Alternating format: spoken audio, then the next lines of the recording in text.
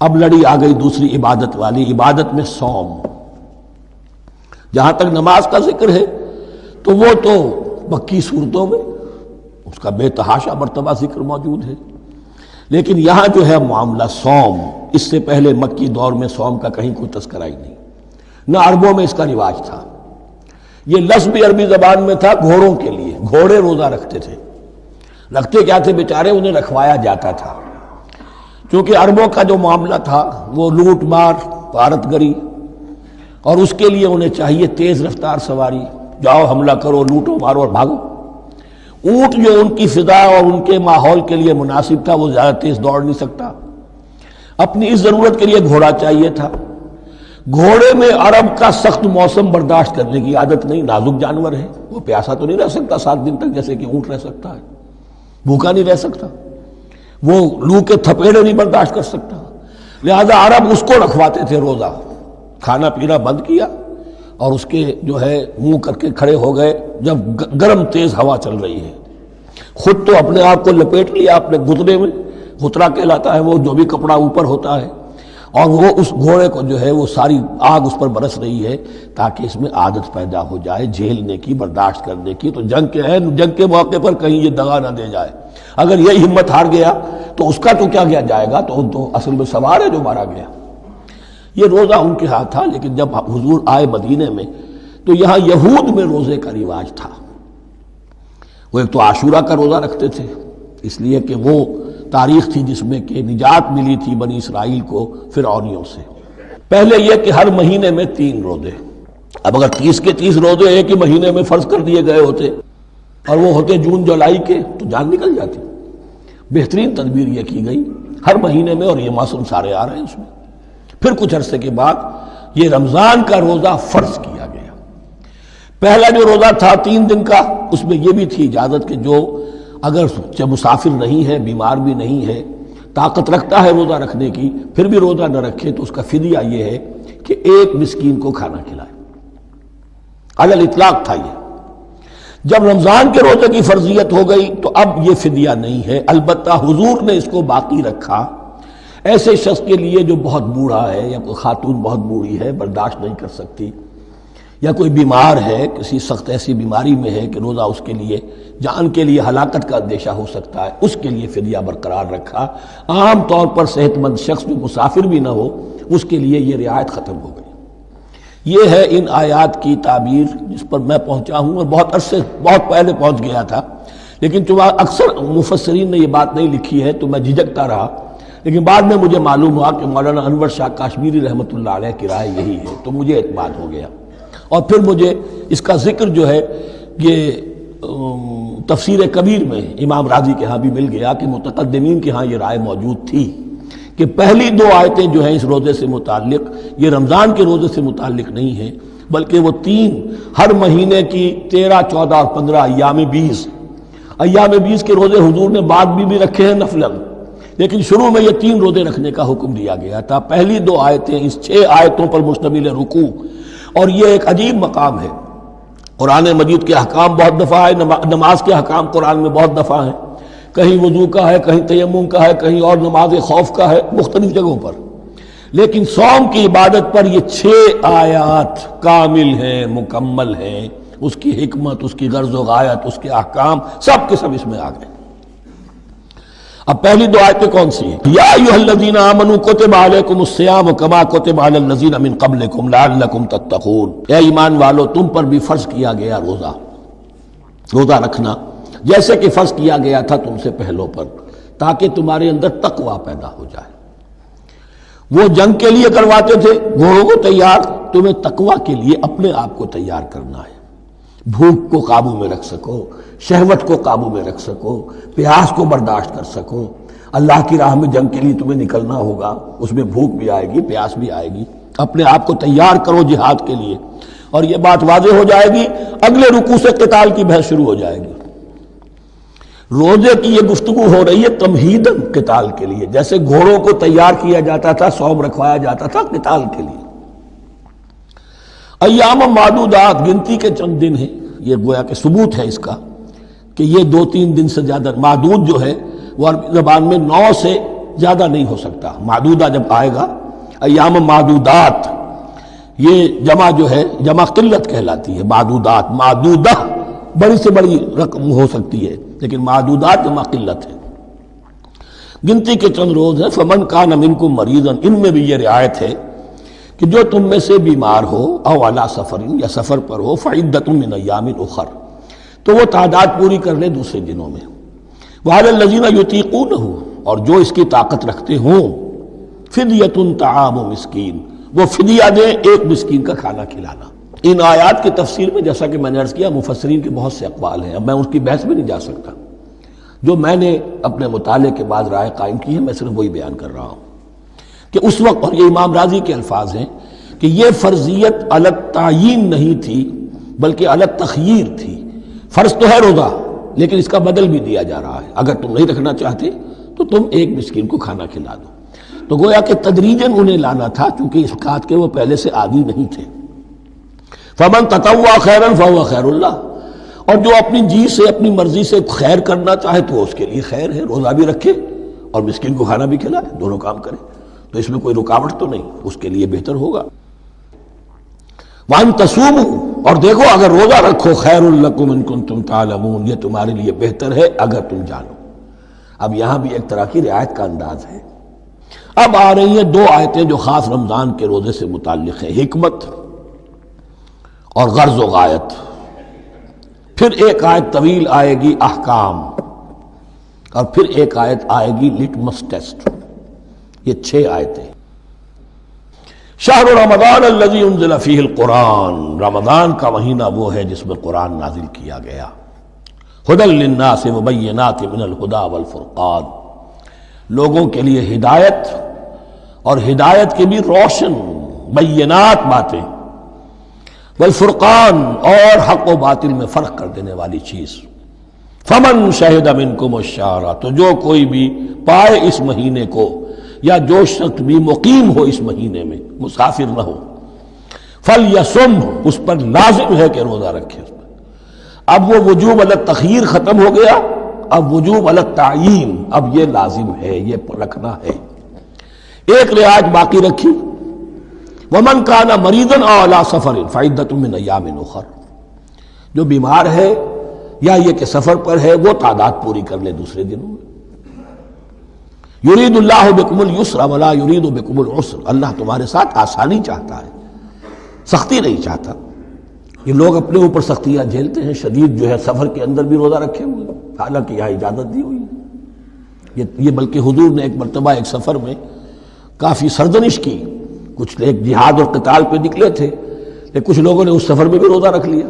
نتیجہ یہ ہوا کہ سفر کے بعد جہاں منزل میں اب جا کر خیمے لگانے تھے، وہ نڈھال ہو کر گر گئے. جن لوگوں کا روزہ نہیں تھا انہوں نے پھر وہ خیمے لگائے، منزل کا کام کیا. تو حضور نے فرمایا کہ لیس من البر الصیام فی السفر، روزے رمضان، اس میں سفر میں روزہ رکھنا کوئی نیکی کا کام نہیں ہے. لیکن ہمارا تصور اور ہے، 105 بخار چڑھا ہوا ہے، روزہ نہیں چھوڑوں گا میں، روزہ تو میں نے رکھا ہوا، یا روزہ تو میں نہیں چھوڑوں گا.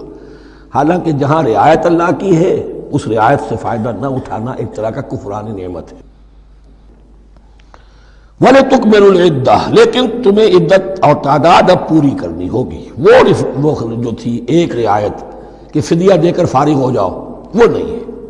وَلِتُكَبِّرُوا اللَّهَ عَلَىٰ مَا هَدَاكُمْ، اور تاکہ تم تکبیر کرو اللہ کی اس پر کہ جو اس نے ہدایت تمہیں عطا فرمائی. وَلَعَلَّكُمْ تَشْكُرُونَ، اور تاکہ تم شکر کر سکو اس نعمت عظمیٰ کا جو قرآن حکیم کی شکل میں تمہیں دی گئی ہے. اس موضوع پر میرا کتابچہ عظمت صوم اور عظمت صیام و قیام قرآن، اس میں یہ سارے مضامین تفصیل سے آئے ہیں. کیا حکمت ہے، کیا غرض و غایت ہے، کیا مقصد ہے، اور آخری منزل کیا ہے. وَإِذَا سَأَلَكَ عِبَادِي عَنِّي فَإِنِّي قَرِيبٌ. مطلوب تو یہ ہے کہ تمہارا جو یہ جسم حیوانی ہے یہ کچھ کمزور پڑے، روح ربانی جو تم میں پھونکی گئی ہے اسے تقویت حاصل ہو. دن میں روزہ رکھو، اس حیوانی وجود کو ذرا کمزور کرو، دباؤ اس کے تقاضوں کو. رات کو کھڑے ہو جاؤ، اللہ کا کلام سنو اور پڑھو، تاکہ تمہاری روح کی آبیاری ہو، اس پر حیات، آب حیات کا ترشح ہو. نتیجہ کیا نکلے گا؟ تمہارے اپنے اندر سے ایک پیاس ابھرے گی وَإِذَا سَأَلَكَ عِبَادِي عَنِّي فَإِنِّي قَرِيبٌ، تقرب الی اللہ کا جذبہ پیدا ہوگا۔ تو اے نبی، جب میرے بندے، ایسے بندے آپ سے میرے بارے میں سوال کریں، ان کو بتا دیجئے میں قریب ہوں، دور نہیں ہوں۔ یہ حقوق انسانی کا میرے نزدیک دنیا میں سب سے بڑا میگنا کارٹا ہے۔ اللہ اور بندے کے درمیان کوئی فصل نہیں ہے، فصل اگر ہے تو تمہاری اپنی خباثت ہے، اگر تمہاری نیت میں فساد ہے، حرام خوری تو کرنی ہی کرنی ہے، تو اب کس منہ سے اللہ سے دعا کرو گے؟ پھر جاؤ گے کسی پیر کے پاس، آپ دعا کر دیجئے، یہ نذرانہ حاضر ہے؟ یہ طریقہ کیا ہے؟ انسان کا نفس حائل ہے اور کوئی نہیں، ورنہ ہم تو مائل بے کرم ہیں، کوئی سائل ہی نہیں، راہ دکھنا ہے کسی رہنوی منزل ہی نہیں، کوئی پوپ نہیں، کوئی پنڈت نہیں، کوئی پادری نہیں، کوئی پیر نہیں، کوئی نہیں، جب چاہو اللہ سے ہم کلام ہو جاؤ، اس سے بڑا حق کیوں خالق و مخلوق میں حائل رہے پردے، پیران کلیسا کو کلیسا سے اٹھا دو، میرا ہر بندہ جب چاہے جہاں چاہے مجھ سے ہم کلام ہو جائے۔ ہاں شرط ہے اس کی، وہ شرط آگے آ رہی ہے، اجیب دعوت الداعی اذا دعان، میں تو ہر پکارنے والے کی پکار سنتا ہوں، اور سنتا نہیں جواب دیتا ہوں، اور صرف جواب نہیں دیتا قبول کرتا ہوں۔ اجابت میں یہ تینوں چیزیں موجود ہیں، اور اذا دعان، جہاں مجھے پکارے جب پکارے، there and then میں موجود ہوں، لیکن شرط کیا ہے؟ فَلْيَسْتَجِيبُوا لِي، انہیں بھی تو میرا کہنا ماننا چاہیے، یہ یک طرفہ بات نہیں ہوگی۔ فَاذْكُرُونِي أَذْكُرْكُمْ، تم مجھے یاد رکھو گے تو میں تمہیں یاد رکھوں گا، یہ دو طرفہ معاملہ ہے۔ تم شکر کرو گے میں تمہاری قدردانی کروں گا، تم میری طرف چل کر آؤ گے میں بھاگ کر آؤں گا، تم بارش برآؤ گے میں ہاتھ بڑھاؤں گا، لیکن تم رخ موڑ لو گے ہم بھی رخ موڑ لیں گے۔ ہماری تو غرض نہیں ہے، غرض ہے تو تمہاری، تم رجوع کرو گے ہم بھی رجوع کر لیں گے، تم توبہ کرو گے ہم اپنی نظر کرم پھر تمہاری طرف متوجہ کر دیں گے۔ لیکن ہر چیز ان تنصر اللہ ینصرکم، اللہ کی مدد کرو گے تو اللہ تمہاری مدد کرے گا۔ تمہاری دوستیاں ہو، پینگے بڑھا رہے ہو اللہ کے دشمنوں کے ساتھ، ساز باز ہو اللہ کے دشمنوں کے ساتھ، اور کھڑے ہو جاؤ قنوت نازلہ میں اللہ سے مدد مانگنے کے لیے، تم سے بڑا بے وقوف کون ہوگا؟ پہلے اللہ کی طرف رخ تو کرو، اللہ سے اپنا معاملہ درست کرو۔ ہاں اس میں کوئی یہ شرط نہیں ہے کہ پہلے ولی کامل اس وقت توبہ کرو خلوص نیت سے اور سارے پردے ہٹ جائیں گے، لیکن خلوص نیت کے ساتھ توبہ۔ وَإِذَا سَأَلَكَ عِبَادِي عَنِّي فَإِنِّي قَرِيبٌ أُجِيبُ دَعْوَةَ الدَّاعِ إِذَا دَعَانِ فَلْيَسْتَجِيبُوا لِي وَلْيُؤْمِنُوا بِي لَعَلَّهُمْ يَرْشُدُونَ أُحِلَّ لَكُمْ لَيْلَةَ الصِّيَامِ إِذْ تَفَضُّلُوا إِلَىٰ نِسَائِكُمْ۔ اب یہ ہے احکام کی آیت، بڑی طویل ہے، کیونکہ یہود کے ہاں شریعت میں روزہ جو ہے شروع ہو جاتا تھا شام کو ہی، اور رات بھی روزے میں شامل تھی، تو تعلق زن و شو بھی نہیں ہو سکتا، اور کوئی سحری وحری کا تصور نہیں تھا، جیسے ہی سوئے رات شروع روزہ شروع، اب اگلے دن تک غروب آفتاب تک روزہ رہے گا۔ ہمارے ہاں روزے میں نرمی کی گئی ہے، ایک تو یہ کہ رات کو اس سے خارج کر دیا، روزہ دن کا ہے، اور رات کے وقت تعلق زن و شو بھی ہے، کھانا پینا بھی ہے، جو پابندیاں روزے کی ہیں وہ سب اٹھ گئی۔ لیکن ہو یہ رہا تھا کہ لوگ سمجھ رہے تھے کہ شاید وہی جو احکام ہیں یہود کے ہاں شاید وہی ہمارے ہاں بھی ہیں، اس لیے وہ ایسا بھی ہوتا تھا اپنے جذبات میں بیویوں سے مقاربت کرتے تھے، لیکن دل میں سمجھتے تھے کہ ہم نے غلط کام کیا ہے۔ یہاں اب ان کو اطمینان دلایا جا رہا کہ نہیں، احل لکم لیلۃ الصیام الرفث الی نسائکم، حلال کر دیا گیا ہے تمہارے لیے روزے کی راتوں میں اپنی بیویوں کے پاس جانا۔ ہن لباس لکم وانتم لباس لہن، وہ پوشاک ہے تمہارے لیے، تم پوشاک ہو ان کے لیے۔ بڑا بلیغ کنایا ہے یہ، جیسے لباس میں اور جسم میں کوئی پردہ نہیں ہے، لباس ہی تو پردہ ہے نا، لباس میں اور جسم میں تو کوئی پردہ نہیں، ایسے ہی بیوی میں اور شوہر میں کوئی پردہ نہیں۔ ہن لباس لکم وانتم لباس لہن۔ ویسے بھی انسان کے اخلاق کی حفاظت کرنے والی، مرد کے اخلاق کی حفاظت کرنے والی بیوی ہے، بیوی کے اخلاق کی حفاظت کرنے والا مرد ہے۔ مجھے اقبال کا شعر یاد آ رہا تھا، تعلیم نئی ہو کہ پرانی، نسوانیت زن کا نگہباں ہے فقط مرد، نہ پردہ نہ تعلیم نئی ہو کہ پرانی، نسوانیت زن کا نگہباں ہے فقط مرد۔ بہرحال ایک دونوں کے لیے وہ ایک ضرورت بھی ہے، ان کی پردہ پوشی بھی کرتے ہیں ایک دوسرے کی، اور اس طریقے سے لباس کی جو ہے اس میں کنایا کیا گیا۔ علم اللہ انکم کنتم تختانون انفسکم، اللہ کے علم میں ہے کہ تم اپنے آپ کے ساتھ خیانت کر رہے تھے، ایک کام کر رہے تھے جو گناہ نہیں ہے لیکن تم سمجھتے تھے گناہ ہے، تو اپنے آپ سے خیانت ہو گئی کہ نہیں؟ اصلاً وہ گناہ نہیں تھا لیکن تمہارے علم میں نہیں تھا، لیکن تم یہ سمجھتے ہوئے بھی کہ یہ ممنوع ہے اس کا ارتکاب کر رہے تھے۔ علم اللہ انکم کنتم تختانون انفسکم فتاب علیکم، تو اللہ نے تم پر نظر رحمت فرمائی، وعفا عنکم، اور بخش دیا، معاف کر دیا، جو بھی خطائیں ہو گئی ہیں وہ سب کے سب معاف سمجھو۔ فالآن باشروہن، اب ان کے ساتھ جو بھی تعلق ضرور شے ہے وہ قائم کرو، وابتغوا ما کتب اللہ لکم، اور تلاش کرو، حاصل کرو جو کچھ اللہ نے تمہارے لیے لکھ دیا ہے۔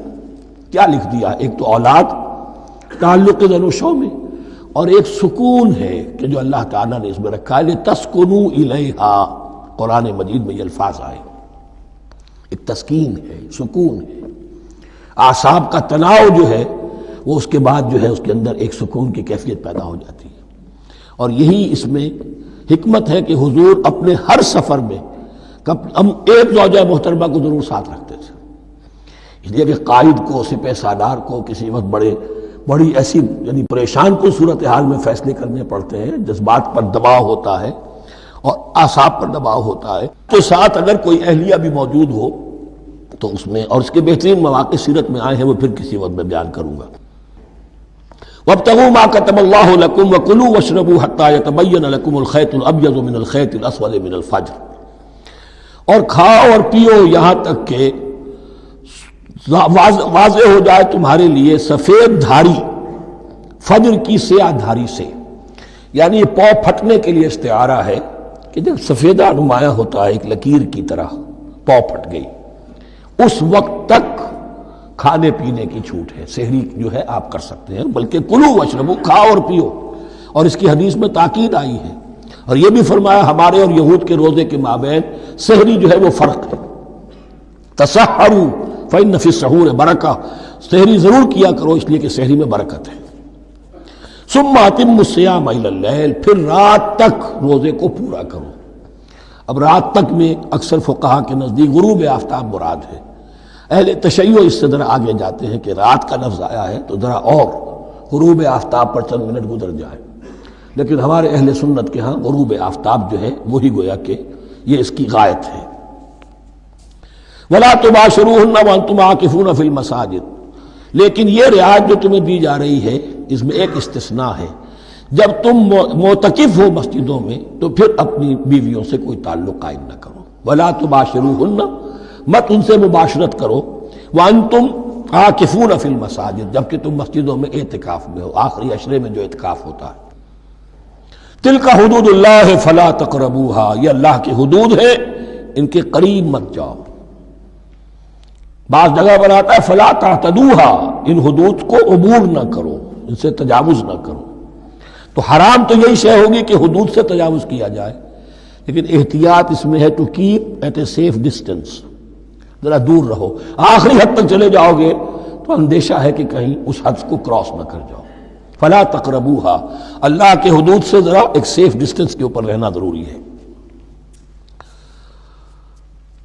كذلك يبين الله آياته للناس، اسی طرح اللہ تعالیٰ واضح کرتا ہے اپنی نشانیاں لوگوں کے لیے، لعلهم يتقون، تاکہ وہ تقوی کی روش اختیار کر سکے، بچ سکے۔ اب وہ لٹمس ٹیسٹ والی آیت آ گئی، تقوی کا ٹیسٹ کیا ہے؟ روزہ اس لیے فرض کیا کہ تقوی پیدا ہو جائے، یہ سارے احکام تمہیں دیے جا رہے ہیں تاکہ تمہیں تقوی پیدا ہو جائے، ٹیسٹ کیا ہے؟ تقوی کا لٹمس ٹیسٹ عقل حلال، یہ نہیں ہے کوئی نیکی نہیں۔ وَلَا تَأْكُلُوا أَمْوَالَكُمْ بَيْنَكُمْ بِالْبَاطِلِ، اپنے مال آپس میں باطل طریقوں سے ہڑپ نہ کرو۔ وَتُدْلُوا بِهَا إِلَى الْحُكَّامِ، اور اپنے مال کو ذریعہ نہ بناؤ حکام تک پہنچنے کا، لتاکلوا فریقا من اموال الناس بالاسم، تاکہ تم لوگوں کے مال کو ہڑپ کر سکو گناہ کے ساتھ، وانتم تعلمون، اور تم اس کو جانتے بوجھتے کر رہے ہو۔ جو شخص اس معیار سے تو اس سے باز آ گیا وہ ہے متقی۔ یہ لسٹ میں ٹیسٹ ہے، ورنہ نمازوں کی تعداد، روزوں کی تعداد اور حرام کھانا تو تقویٰ نہیں۔ یہ میں حیران ہوتا ہوں کہ اب اس پر کبھی غور نہیں کیا ہے لوگوں نے کہ یہ آیت کہاں سے آ گئی درمیان میں۔ روزے کے احکام اور اس کے بعد قتال کے احکام بھی شروع ہوں گے، حج کے احکام شروع ہوں گے، یہ بیچ میں آیت۔ واقعہ یہ ہے کہ جیسے روزے کی حکمت کا نقطہ عروج کیا ہے، وَإِذَا سَأَلَكَ عِبَادِي عَنِّي فَإِنِّي قَرِيبٌ، روح انسانی میں ایک طلب پیدا ہو جائے تقرب اللہ کی۔ اسی طرح احکام صوم میں جو کلائمیکس ہے وہ یہ ہے